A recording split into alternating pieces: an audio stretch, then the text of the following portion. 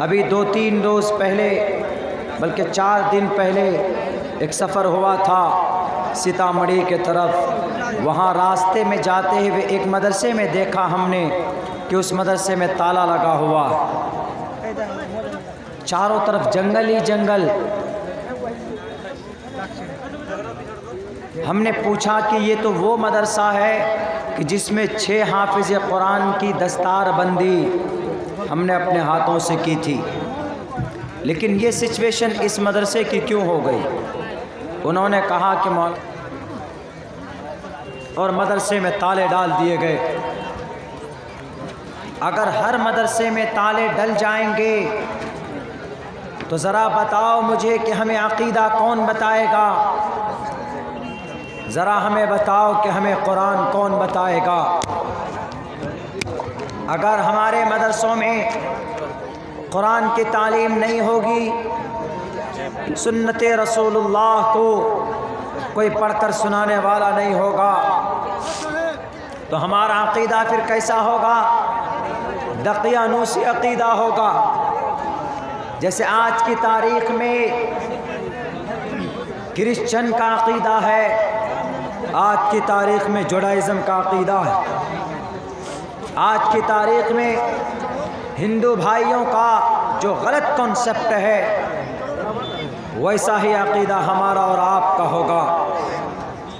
अगर हमारे ये उलमा ना हो, अगर हमारे मदरसे ना हो, मैं आपको लिख कर देता हूँ, पत्थर पर लिख कर देने के लिए तैयार। आप लिख लो, अगले 40-50 साल में अगर आपकी नई नस्ल गुमराह न हो जाए, आपकी नई नस्ल के अक़ीदों में तब्दीली ना जाए, तो आप मेरे गिरेबान पकड़ कर सवाल कर सकते हैं। यही गुनाह किया है यहूदियों ने, यही गुनाह किया था जुडाइज़म के पादरी और पोप ने, उनके उलमाए रहबानीयीन ने। उन्होंने सही अक़ाइद को, अपने ग्रंथ की सही बातों को छुपाना शुरू कर दिया, तो आज उनके अक़ीदे बदल गए और उनका जो कंसीडर, जो थॉट है उसके बारे में वो चेंज हो गया। गलत गलत अक़ाइद पैदा हो गए, आवागमन का अक़ीदा आ जाता है। अगर हमारे उलमा मौजूद होंगे, वो कहेगा कि आवागमन इट हैज़ नो रियलिटी, इसकी कोई हकीकत नहीं, कोई सच्चाई नहीं। आवागमन, बार बार जन्म लेना, अगर हमारे उलमा होंगे तो वो कहेंगे आवागमन का कोई अक़ीदा नहीं होता। आदमी मरता है, डायरेक्ट अल्लाह के पास पहुँचता। ऐसा नहीं कि मरेगा, मरने के बाद उसका जन्म होगा अलग अलग शक्ल में। कुरान इसकी मखालफत करता, अहादीस रसूल इसकी मखालफत करता, इसकी कोई हकीकत नहीं है आवागमन का। तो कौन बताएगा हमें? हमारे उलमाए किराम बताएंगे। मेरे भाई, मैं माज़रत ख़्वाह हूँ, मैं नहीं बोल पा रहा हूँ, मेरी तबीयत मेरे साथ नहीं, वरना मैंने पूरी तैयारी की थी कि आज फरकिया के जलसे में मैं दिल खोल कर बोलूँगा। मैं मेरी मजबूरी के साथ आपके बीच में हूँ, लेकिन ऐसा नहीं है कि ये जलसा अपनी जवानी खो चुका है, ऐसा नहीं है। बल्कि और मुक़र्रिरीन हैं जो हमसे बेहतर बोलना जानते, जो हमसे बेहतर तरीक़े से आपको कुरान और हदीस समझा सकते हैं, वो आएंगे आपके बीच में। लेकिन मैं एक ऑर्डर को, एक वादे को पूरा करने के लिए आपके बीच आया हूँ। और मेरे ख़्याल से बहुत काम की ये बात है। जो लोग मदरसों को हक़ारत की निगाह से देखते हैं, अगर तुमने मदरसों को हक़ारत की निगाह से देखा तो आने वाली नस्ल को भूल जाओ कि वो दीनदार होगी तुम्हारी वो कौम। गुनाह यही किया था हिंदू भाइयों के पुरुषों ने, हिंदू भाइयों के महाआत्माओं ने, उन्होंने अपने ग्रंथों की सही बातें बतानी छोड़ दी, गलत अकीदे आ गए। मांस खाने की बात आती है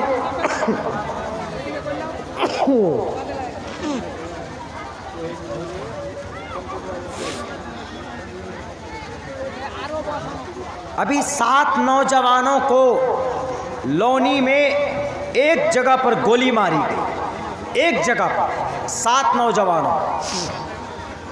क्या कहा जाता है? मुठभेड़ में गोली मारी गई। पता क्यों गोली मारी? अफसोस होगा आपको सुनकर। वो गोली इसलिए मारी गई, वो 7 नौजवान गौ तस्कर थे, यानी गाय खरीदो फरोख्त करते थे। इस वजह से गोली उनको एक जगह पर मारी। 7 नौजवान, 7 को एक लाइन से गोली मारी एक जगह पर। गुनाह क्या था उनका? कि गाय खरीदो फरोख्त करते थे। कोई पाप नहीं कर सकते, लेकिन एजुकेशन, तालीम न होने की वजह से उनके दिल में एक बात बैठा दी गई। वो कौन सी बात बैठाई गई? कि गाय तुम्हारी अम्मी है,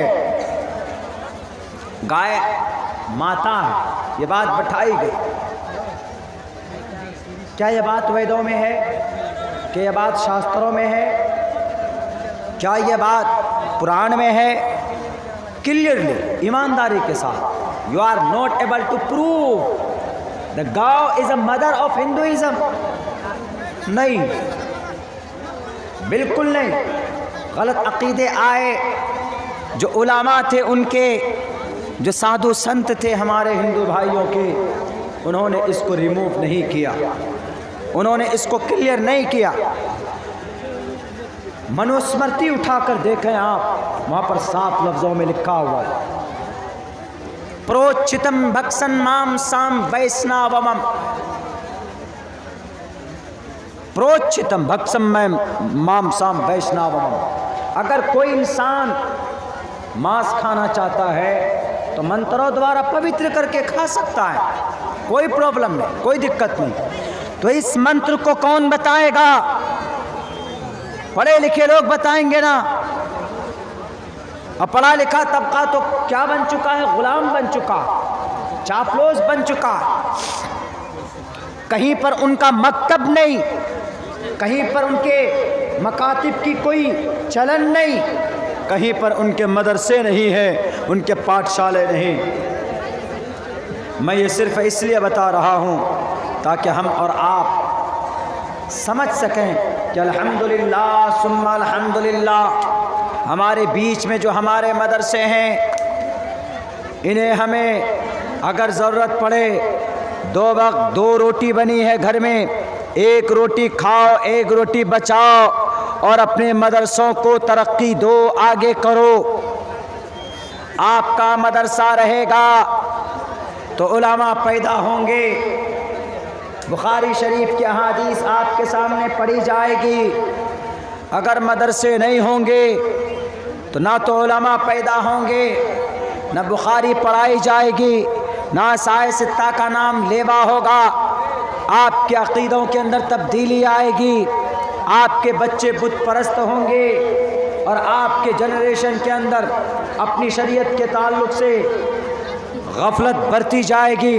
फिर अल्लाह तबारक व तआला जैसे जिन्नातों को इस ज़मीन से ख़त्म किया था, तो अल्लाह कुरान में कहता है, या अय्युहल्लज़ीना आमनू मन यर्तद्द मिनकुम अन दीनी, अगर तुम दीन से, कुरान से, नमाज से, अहादीस से, शरीयत से तुम पहलू तही इख्तियार करोगे तो अल्लाह तबारक व तआला तुम्हारे जगह पर किसी और कौम को लाएगा और वो कौम सिर्फ अल्लाह की इबादत करेगी, और अल्लाह वो कौम जो आएगी वो तुम जैसी कौम नहीं होगी।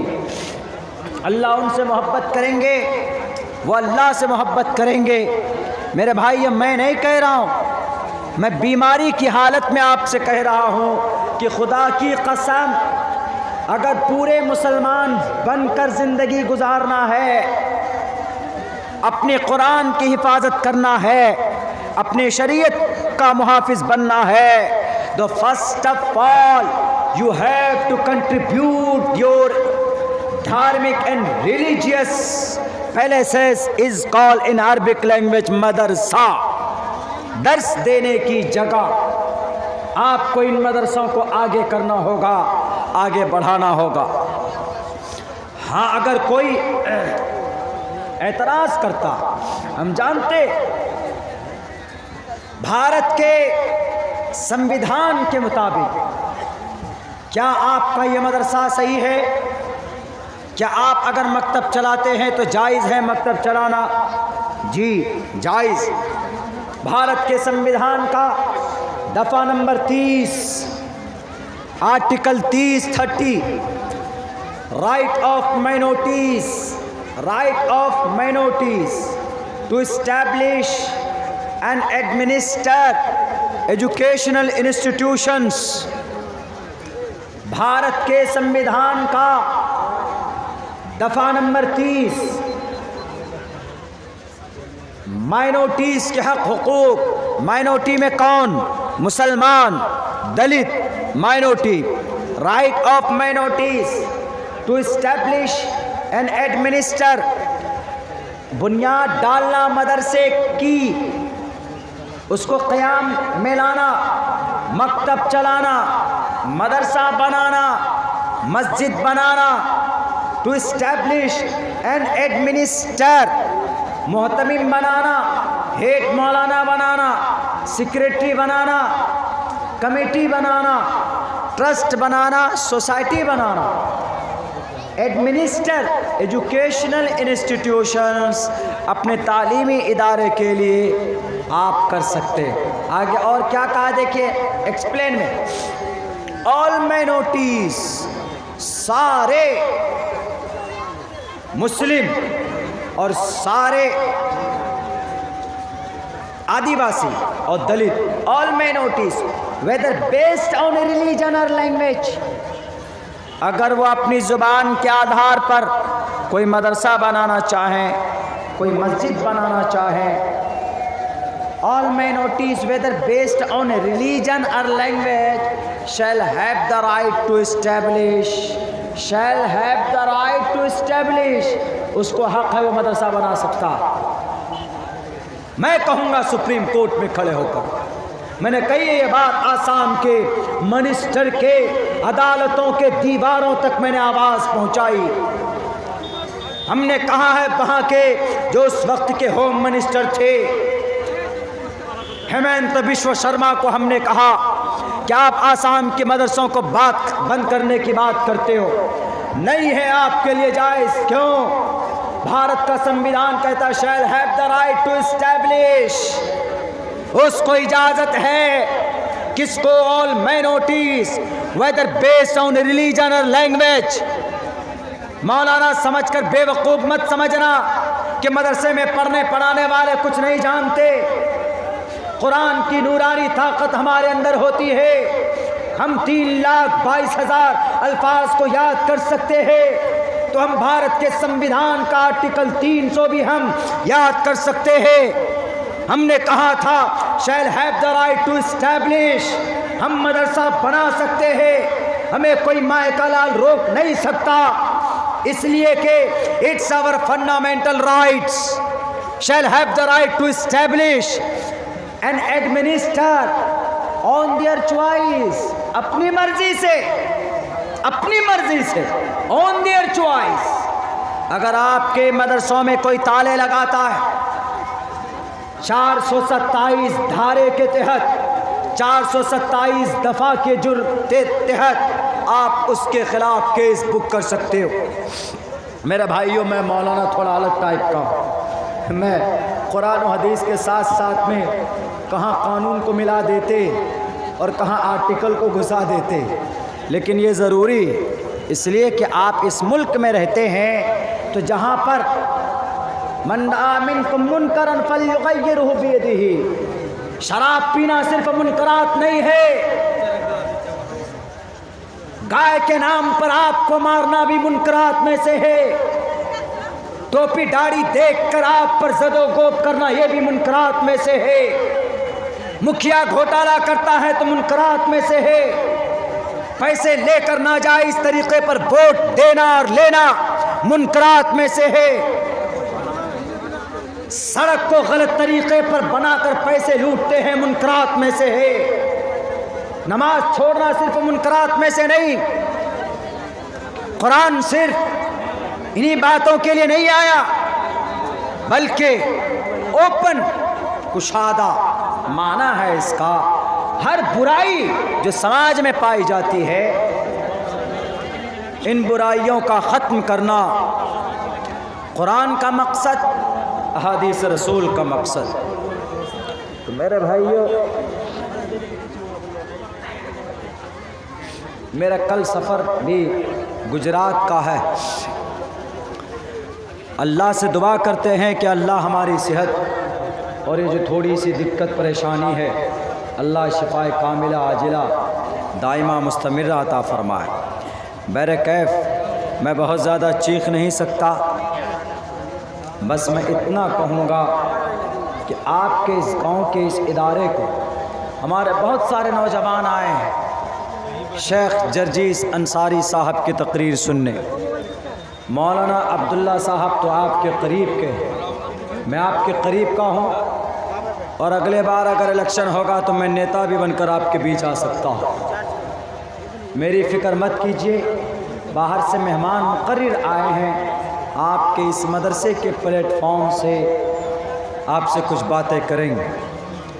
टू द एंड आखिर तक उनकी बातें सुनें, और चाहे 1 रुपये से ही मदरसे की ताउन ज़रूर करें। आप 1 ही रुपये से सही, जब भी ज़रूरत पड़े मुकर्रर बैठेंगे कलेक्शन के लिए, आप उनके कहने के मुताबिक